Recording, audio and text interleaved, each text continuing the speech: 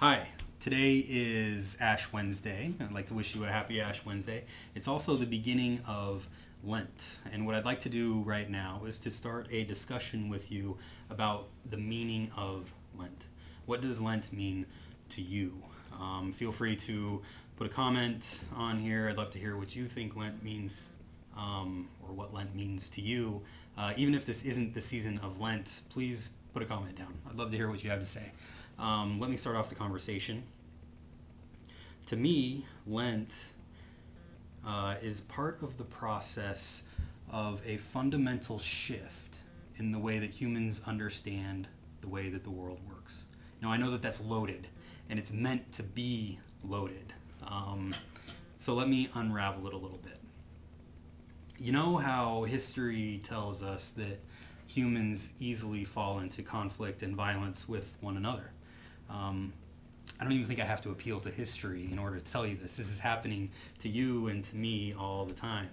Whether it's conflict that leads to verbal or physical, emotional, any other form of violence that we can think of, some kind of violence ends up happening out of these conflicts.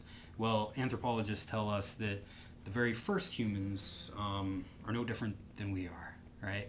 So you have these people at the beginning of the history of human beings, even before community is formed, you have these people who are having these conflicts over things like water, food, shelter, and all of these people are pointing the finger at one another, trying not to put the blame on themselves, but to put the blame on someone else.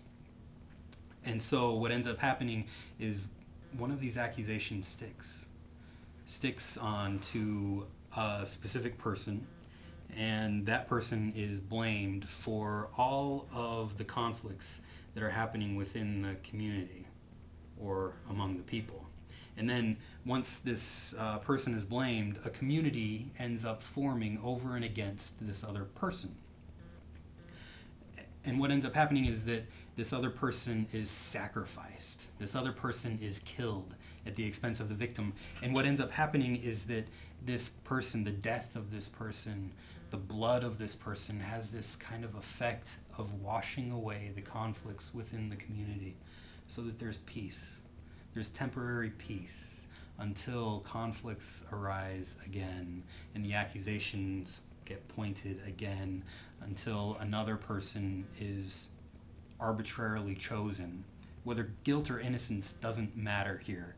What matters is that there is someone to blame, and it's not me. It's someone else. And so this someone else is arbitrary. Now, it's also important to understand that these people aren't getting together at the local bar and saying to their buddies, hey, let's blame this guy for all of the causes of their conflict within our community. No, this is happening at a very unconscious level. People don't know, and this happens today too. We don't realize the pain that we cause to someone else.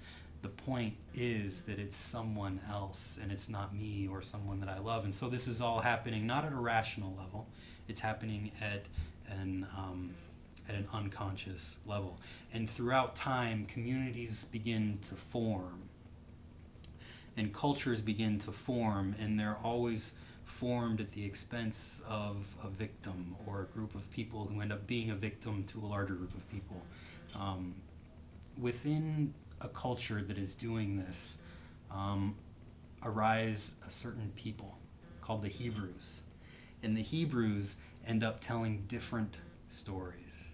They tell a story about the beginning of their own personal history with this guy named Abraham. And Abraham's father is this polytheist. Abraham's father believes that the way to appease the gods is through this sacrifice. And it has this dual role of, this sacrifice has this dual role of bringing peace into the community. And so he's under this unconscious worldview that we need violence in order to bring peace. And Abraham gets this divine voice that says, leave your father's house. Leave this way of understanding the world and do something else. And Abraham starts off this process that I think Lent is all about. Abraham starts this process. And we have to understand that it is a process. There's a story in Genesis, I think it's Genesis 22, where Abraham is told by God to go sacrifice his son Isaac, right? And Abraham, who's just been told to leave this way of being behind him, is tempted to go back to his father's way of understanding the world. And so he goes and he does it. He goes up to this mountain and he binds his son Isaac to this sacrificial altar, and he has this dagger, and right before he goes back to his father's way of being, an angel comes and says, "Don't do it. Don't do it." And we see this as a test, right? The Bible even calls this a test.